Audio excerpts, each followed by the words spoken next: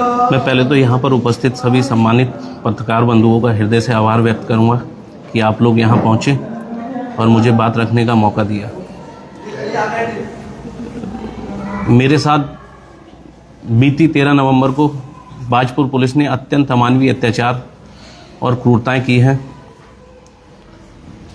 मैंने बीती 11 नवंबर को बाजपुर पुलिस विभाग में एक ही स्थान पर कुछ चुनिंदा अधिकारी और कर्मचारियों की बार बार हो रही पोस्टिंगों के संबंध में एक तथ्यात्मक समाचार प्रकाशित किया था, जिससे व्यथित होकर बाजपुर पुलिस ने मेरे विरुद्ध अत्यंत अमानवीय अत्याचार और क्रूरताएं की हैं।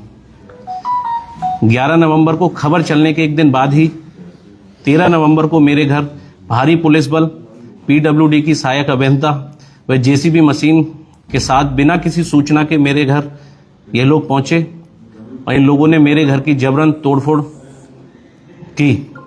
मैंने मौके पर इनसे एक दिन का समय मांगकर उसको खुद हटाने के लिए कहा और मैं इनको लिखित देने के लिए भी तैयार था, लेकिन पुलिस का प्रेशर इतना था कि पुलिस ने एक नहीं सुनी और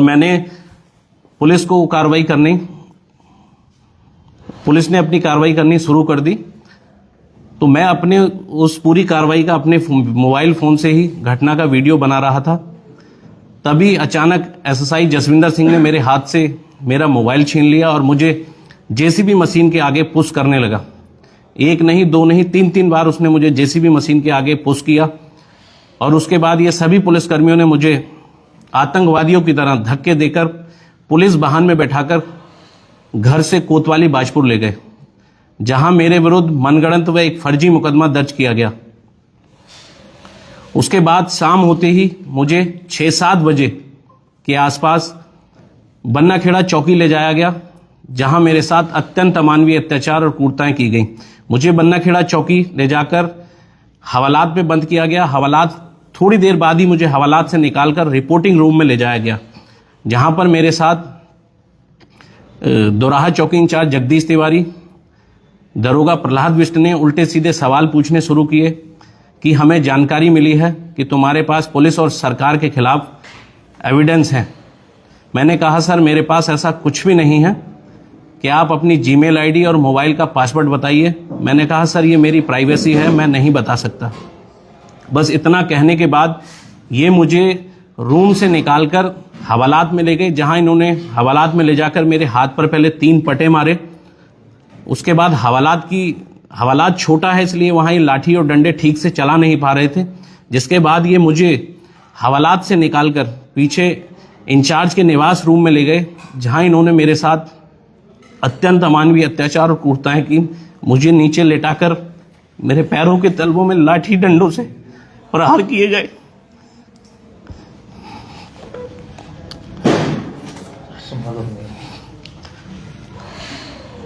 फिर इन्होंने मुझे उल्टा करके मेरे पैरों के तलवों पे एक तरफ से डंडे और दूसरी तरफ से पटे मारे। फिर इन्होंने मेरे ऊपर से मुझे निर्वस्त्र कर दिया। फिर मेरा एक वीडियो भी बनाया गया। फिर ऐसी स्थिति से मैं बहुत ज़्यादा सोचने समझने की क्षमता खत्म हो चुकी थी। मैंने इनसे पानी मांगा तो फिर इन्होंने मुझे चमड़े के जूते में पानी पिलाया, अपमानित करने के लिए। मतलब इन्होंने बहुत बर्बरताएं की और मेरे मोबाइल का जबरन पासवर्ड खुलवाया गया और मेरी जो भी उसका पर्सनल डाटा था उस सब कॉपी कर लिया गया। उसके बाद मेरी चैनल की सभी प्रोफेशनल आईडी डिलीट कर दी गई। फिर ये लोग मुझे इंचार्ज रूम के निवास रूम में लाकर कंबल बिठाकर इन्होंने मुझे नीचे बिठा दिया। मुझे धमकियां दी गई कि अगर मेडिकल में कुछ बताया या कोर्ट में मुंह खोला तो तेरी धाराएं बढ़ा के तेरी जमानत भी नहीं होने देंगे। मुझे जाति सूचक गालियां दी गई। दलित होने की वजह से मुझे चमड़े के जूते में पानी पिलाकर अपमानित किया गया। मात्र मेरा गुनाह इतना था कि मैं एक निष्पक्ष पत्रकार हूं और मैंने तथ्यात्मक रिपोर्ट प्रकाशित की थी, जिसके बाद मैं इस पूरे प्रकरण को लेकर माननीय न्यायालय की शरण में पहुंचा। माननीय न्यायालय ने इस पूरे घटनाक्रम में आईजी कुमाऊं को 3 सप्ताह के अंदर जांच कर कार्रवाई करने के आदेश दिए थे, लेकिन 5 सप्ताह से अधिक हो चुके हैं, अभी तक इस मामले में कोई कार्रवाई नहीं हुई है। ये जो सब लोग हैं, पुलिस वाले जो लोग इसमें इंक्लूड हैं, जिन जिन लोगों ने मेरे साथ बर्बरताएं की हैं, उसमें सुल्तानपुर पट्टी चौकी इंचार्ज दीपक कौशिक, बन्ना खेड़ा चौकी इंचार्ज अशोक कांडपाल, दोराहा चौकी इंचार्ज जगदीश तिवारी, कोतवाली में तैनात दरोगा प्रहलाद बिष्ट, सिपाही गिरीश पाटनी, सिपाही विजय बिष्ट, सिपाही प्रभात चौधरी एवं अन्य 2 पुलिसकर्मी। उस घटना स्थल पर इनका एक अधिकारी भी मौजूद था जिसको मैं देख नहीं पाया, लेकिन ये उसे सभी लोग सर कह रहे थे, वो सिविल ड्रेस में था वहां पर। मैंने जो 2 अन्य पुलिसकर्मी लिखे हुए हैं उसमें से एक वो भी है। तो मैं आप लोगों के माध्यम से चाहता हूं कि मुझे गोल्डी भाई जी, ये काफी समय हो गया इस घटना को। जी, अब तक आप किस से शिकायत कर चुके इस मामले में? मैं इस पूरे घटनाक्रम में SC/ST आयोग, मानव अधिकार आयोग, DGP उत्तराखंड, राज्यपाल उत्तराखंड, IG कुमाऊं, इन सभी लोगों को मैं लिखित रूप से शिकायत कर चुका हूं। और इस पूरे प्रकरण को लेकर मैं उसके बाद माननीय न्यायालय की शरण में भी गया हूं, लेकिन अभी तक आप जिस क्षेत्र से रहते हैं वहां पर मेरे ख्याल से जो विधायक हैं SC के ही विधायक हैं। जी, और इस पर आर्या नेता प्रतिपक्ष भी हैं विपक्ष में, और वो लगातार ऐसे मामलों को उठाते हैं। आपके मुद्दों को अगर उन्होंने क्यों नहीं उठाया? इतनी आपके साथ इतनी गंभीर घटना हुई, ना जाने उनको पुलिस का जो चेहरा पता नहीं लग पाया। हालांकि उनके सुपुत्र जो हैं श्री संजीव आर्य जी का मेरे पास फोन भी आया था, उन्होंने खेद व्यक्त किया था इस घटना पर, और उन्होंने मुझसे कहा था 3 डेज में मैं आपके घर आऊंगा, लेकिन वो ना जाने किस कारणवश नहीं पहुंच पाए। ये कब की बात है जब उनके पुत्र का फोन आया था आपके पास? घटना के 2 या 3 दिन बाद ही मेरे पास फोन आया था। अब कितना समय हो चुका है? अब सर इस पूरी घटना को 3 महीने से अधिक हो चुके हैं। 3 महीने में जी, इस पर आर्या जी को आप इतनी जगह शिकायत कर चुके हैं, बाकायदा खबरें भी चली हैं, जी, सारी मीडिया को पता है जी, घटना का, लेकिन इस पर आर्या जी को पता नहीं चला। नेता प्रतिपक्ष वो कहते हैं कि हम सरकार बनाएंगे, और जो पिछला जाति है या अनुसूचित जाति है उसके मसीहा बनने की भी कोशिश करते हैं। और एक दलित समाज के पत्रकार के साथ इतनी बड़ी गंभीर घटना हो गई, उन्होंने आज तक आपसे पूछा भी नहीं कि ये घटना कैसे हुई। सर ऐसा नहीं है कि उनको जानकारी नहीं होगी। जब उनके सुपुत्र को इस चीज की जानकारी है तो शायद उनको भी इस चीज की जानकारी होगी। और इस मामले में यह जो कप्तान है SSP से कभी आपकी मुलाकात हुई, बात हुई? नहीं सर, मुझे ये लगता है कि जो मेरे साथ इतना बड़ा घटनाक्रम हुआ है वो किसी उच्च अधिकारी के बिना सहयोग के संभव नहीं है। और मुझे ऐसा लगता है इस पूरी घटनाक्रम में कहीं ना कहीं जिले के वरिष्ठ पुलिस अधीक्षक का भी सहयोग है। और ये सब लोग रसूखदार लोग हैं, इनका राजनीतिक अप्रोच है, और मुझे डर है मेरी हत्या भी हो सकती है, लोग मेरी हत्या भी करा सकते हैं। अगर मेरी हत्या होती है तो जिन लोगों के मैंने नाम लिए हैं इस पूरे घटनाक्रम में, मेरी हत्या के वो और जिले के वरिष्ठ पुलिस अधीक्षक जिम्मेदार होंगे। अब इसमें क्या कार्रवाई की मांग करते हैं? मैं चाहता हूं कि इन सभी लोगों पर मुकदमे दर्ज होने चाहिए। जो भी कानूनी दृष्टि से लीगल कार्रवाई बनती है वो इनके ऊपर कार्रवाई होनी चाहिए। और कानूनी प्रक्रिया क्या अपनाई आपने इस मामले में? इसके अलावा मैं अब प्रथम बार मैं आज ये प्रेस कर रहा हूं, क्योंकि अभी तक ये मीडिया के सामने मामला नहीं आ पाया था। मुझे माननीय न्यायालय के आदेशों पर पूरा विश्वास था, और मैं उसी विश्वास पर टिका हुआ था कि IG कुमाऊं इसमें निष्पक्ष जांच कर उचित कार्रवाई करेंगी। लेकिन 5 सप्ताह से अधिक हो चुके हैं, अभी इस पूरे प्रकरण में कोई कार्रवाई नहीं हुई है। एक चीज इसमें और है कि मेरा फोन आज भी पुलिस के पास है, उसमें मेरी जिंदगी से जुड़ी तमाम व्यक्तिगत चीजें भी थी। और हालांकि मैंने अभी RTI के माध्यम से पुलिस से फोन की जानकारी लेना चाही, तो पुलिस ने मुझे ये कहकर ये RTI में जवाब दिया कि हमने फोन गाड़ी में ही मुझे दे दिया था और मैंने अपने परिजनों को दे दिया। ये गैर जिम्मेदाराना जवाब पुलिस की तरफ से मुझे मिला है, जबकि मेरा फोन पुलिस के पास ही है। और पुलिस ने मेरे फोन की सभी प्रोफेशनल IDs, जो मेरे 14-15 वर्षों की मेहनत थी, जो मेरी पहचान थी, उसको पूरी तरीके से खत्म कर दिया है। क्या पुलिस पर आप गंभीर आरोप लगा रहे हैं? आगे पीछे भी कोई मसला था या एक रिपोर्ट के आधार पर ही आपके खिलाफ इतनी बड़ी बर्बरता कर दी? नहीं सर, मैं लंबे समय से बेबाकी के साथ शासन प्रशासन की अनियमितताओं को गंभीरता से उठाता आया हूं। इससे पूर्व भी मैंने कई प्रकरण उठाए थे, और मुझे ऐसा लगता है मैं आज से नहीं, सत्ता और सिस्टम के पहले से निशाने पर था। लेकिन अब जो मैंने खबर प्रकाशित की थी उससे व्यथित होकर इन लोगों ने मेरे ऊपर ये एक्शन लिया है। एक बेवाक पत्रकार होने की सजा आपको मिली है या दलित समाज से आप आते हैं इस बात का उत्पीड़न सर ये दोनों ही उत्पीड़न उनके द्वारा मेरे साथ किए गए हैं। एक निष्पक्ष पत्रकार होने की भी मुझे सजा मिली है और एक दलित समाज से आने के रूप में भी मुझे सजा दी गई है। कुछ उस दिन के वाकये को थोड़ा सा और स्पष्ट करना चाहेंगे कि किस किस तरीके से बर्बरता आपके साथ की गई है, ताकि दर्शकों को पता चल सके, जो भी लोग देख रहे हैं। सर ये लोग मुझे कोतवाली ले गए, जैसे कोतवाली के बाद इन लोगों ने मेरे खिलाफ वहां अभियोग पंजीकृत किया, जिसके बाद कुछ स्थानीय पत्रकारों ने भी आकर इसका वहां पर विरोध किया और 41A का नोटिस मांगा, लेकिन पुलिस ने हमें 41A का नोटिस भी नहीं दिया, क्योंकि पुलिस ने मेरे साथ बर्बरताएं करनी थी देर रात। तो पुलिस लगभग 7-8 बजे मुझे बाया बरैनी होते हुए बन्ना खेड़ा चौकी ले गई और वहां से पीछे के रास्ते से इन्होंने मुझे अंदर डाला और मुझे जाते ही इन्होंने हवालात के अंदर डाला और मुझे बाजपुर से बन्ना खेड़ा ले जाने वालों में से SSI जसविंदर सिंह, SI प्रहलाद बिष्ट, सिपाही प्रभात चौधरी, सिपाही बलवंत बिष्ट, ये लोग थे। वहां ले जाते इन्होंने हवालात में डालकर मुझे रिपोर्टिंग रूम में ले गए। रिपोर्टिंग रूम में इन्होंने मेरे साथ उल्टे सीधे सवालात किए कि हमें जानकारी मिली है आपके खिलाफ, आपके पास सरकार और पुलिस के खिलाफ एविडेंस है। तो मैंने इनसे मना किया, सर मेरे पास ऐसा कुछ भी नहीं है।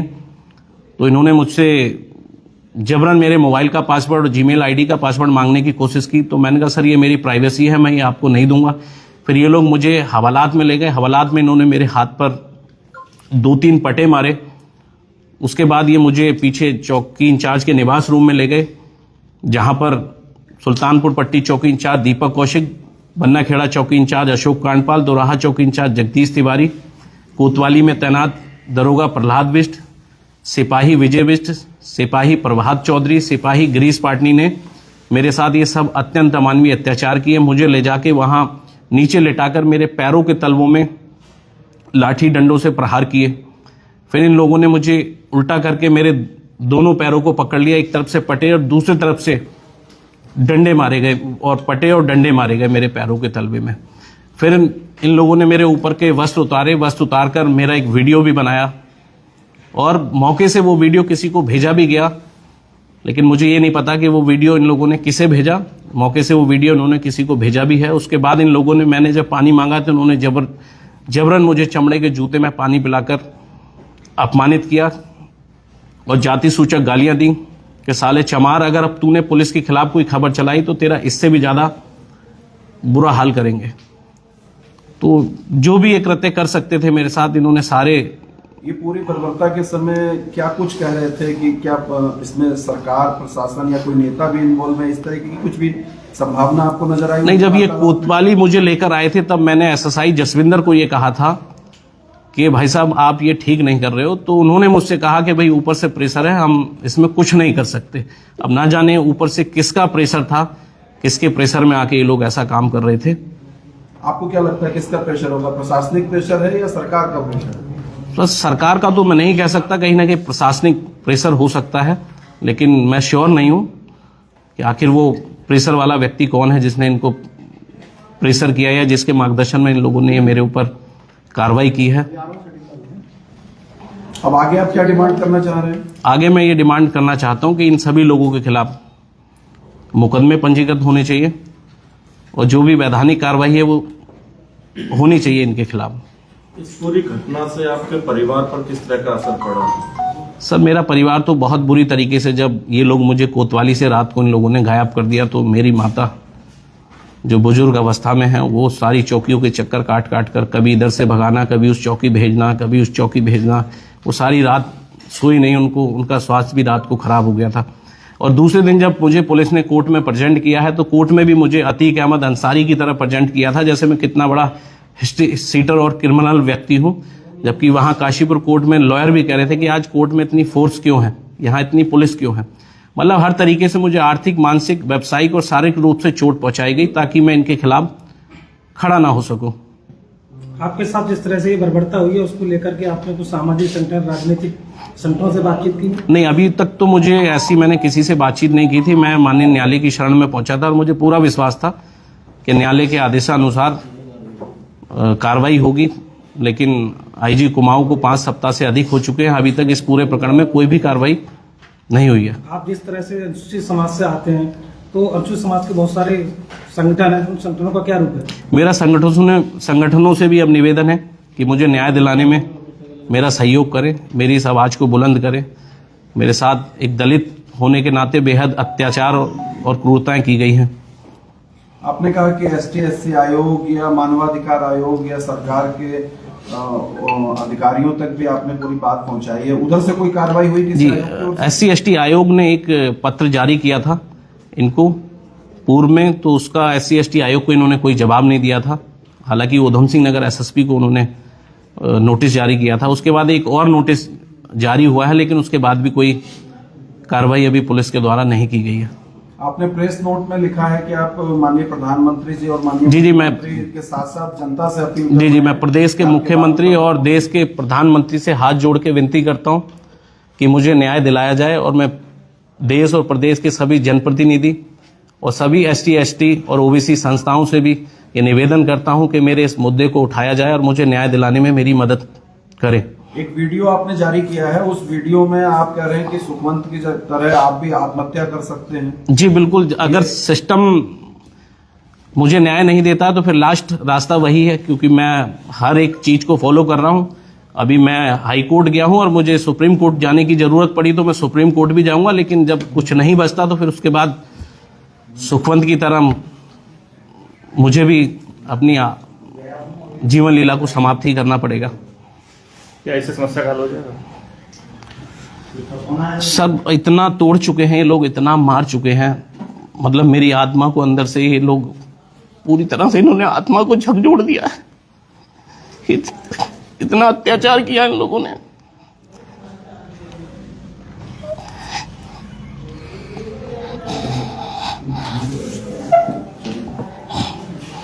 कुछ और कहना चाहेंगे आप क्या? सर इतने बस इनके खिलाफ कार्रवाई होनी चाहिए। आपको समर्थन मिल रहा है अभी तक जिन सर अभी तक तो लोगों को ये बात पूरी तरीके से पता भी नहीं लग पाई थी, क्योंकि लोकली मीडिया ने डालने की कोशिश की तो उनके भी इन लोगों ने डिलीट करा दिए। तो आज पहली बार मैं ये प्रेस कर रहा हूं, तो अब शायद बाजपुर के मीडिया साथियों का सहयोग मिला। जी, मौके पर मीडिया साथियों ने मेरा सहयोग किया था। उन्हें भी टॉर्चर किया गया? टॉर्चर तो नहीं कहूंगा, उस साथियों ने खड़े होकर भी बाकी से साथ दिया था। वहां पर ज्ञापन भी सौंपे हैं CO को, SDM को और कोतवाली प्रभारी निरीक्षक को कि मुकदमा निरस्त किया जाए। यहाँ भी आप पत्रकार साथियों को अपील करेंगे आप? बस मेरी पत्रकार साथियों से यही अपील है कि मुझे न्याय दिलाने में मेरी मदद करें। कितने वर्षों से आप पत्रकारिता जगत? सर मैं लगभग 13-14 वर्षों से पत्रकारिता कर रहा हूँ। किस किस प्लेटफॉर्म पे किया आपने? सर मैं पूर्व में A to Z, Shri news, India crime, time TV, लंबे समय मैंने HNN 24/7 में भी काम किया, और मैं वर्तमान में के न्यूज़ इंडिया और प्लस अपना एक डिजिटल प्लेटफॉर्म चलाता था मैं, खबरदार उत्तराखंड TV, जिसपे मैंने ये समाचार प्रसारित किया था। क्या इससे पहले कोई आपराधिक मुकदमा आपके ऊपर रहा? नहीं सर, कभी ऐसी कोई वारदात या घटना नहीं हुई। तो फिलहाल आप किस संस्थान से जुड़े हुए हैं या अपना कोई पोर्टल चला रहे हैं? सर मैं अब ये खबरदार उत्तराखंड TV चला रहा था, जो इन लोगों ने मेरी प्रोफेशनल आईडीज थी वो डिलीट कर दी हैं पूरी तरीके से, और मैंने दोबारा से उस आईडी को चालू किया है। तो मैं उसी प्लेटफॉर्म पर अब दोबारा से अपने काम की शुरुआत करूंगा। जाते जाते क्या अपील करना चाहेंगे? अपील सर यही है कि मुझे न्याय दिलाया जाए और इन लोगों पर मुकदमे दर्ज हों, और लास्ट मेरा यही है कि ये लोग रसूखदार लोग हैं, राजनीतिक अप्रोच है इनकी, और ये लोग, मुझे डर है कि ये मेरी हत्या भी करा सकते हैं। तो अगर मेरी हत्या होती है तो उसके लिए संबंधित पुलिसकर्मी और जिले के SSP जिम्मेदार होंगे। ठीक, धन्यवाद।